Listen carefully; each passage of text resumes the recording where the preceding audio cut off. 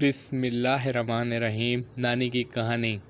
میری نانی اماں ایک کہانی سنایا کرتی تھی۔ کہتی تھی ایک بہت نیک آدمی نمازی پرہیزگار تھا، اچانک فوت ہو گیا۔ حالانکہ اس کی ابھی اتنی عمر بھی نہ تھی۔ اسے دفنا دیا گیا اور جب اس کی قبر میں آنکھ کھلی تو اس نے دیکھا کہ اس کی قبر تو گویا کوئی محل ہے، حسین محل ہے، خوشبودار اور تازہ ہوا بھی آ رہی ہے، اور اس نے خود شفاف سفید کپڑے زیب تن کر رکھے ہیں۔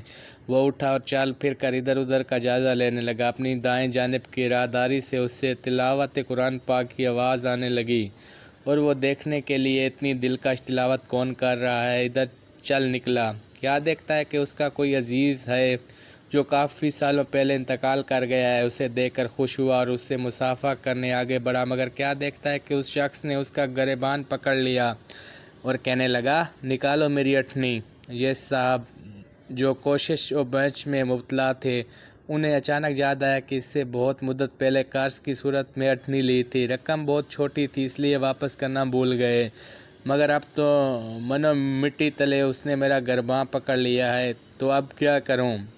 بہت منت سماجت کی، مگر وہ صاحب تو گریباں نہ چھوڑنے کے لیے تیار تھے کہ بھائی ہمارا ادھار واپس کرو۔ خالی جیب اور خالی ہاتھ کیسے کرتا ادھار واپس؟ جب معاملہ سلجھنے کی کوئی صورت نظر نہ آئی تو اپنے اعمال کی بہت سی نیکیاں اسے دے کر جان چھڑوائی، اور نیکیاں کم ہونے سے مال بھی تنگ ہو گیا۔ دوبارہ نانی اماں کہتی تھیں، بچوں، یہ من گھڑت کہانی سہی، مگر ہمارے لیے بڑی سیکھ ہے اس میں۔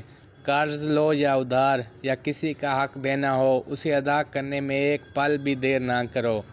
زندگی کا کیا بھروسہ، مگر خالی ہاتھ جانا ہے واپس، اور کسی نے گریباں پکڑ لیا تو وہاں چھڑوا نہیں سکیں گے ہم۔ بچپن میں نانی کی کہانیاں کی سیکھ انسان کی فطرت میں اخلاق و اقدار گوند دیتی ہے۔ خدا ہم سب کی زندگی کے ایسے بزرگ جو ہمیں کھیل کھیل میں کہانیاں سنا سنا کر زندگی کے سب سے اہم سبق سکھا گئے ہیں، ان کی مغفرت کرے اور انہیں اپنے خاص بندوں میں شامل کرے۔ آمین ثم آمین۔ اللہ تبارک و تعالیٰ سے دعا ہے کہ اللہ تعالیٰ میں دنیا اور آخرت میں خیر کثیر عطا فرمائے۔ آمین۔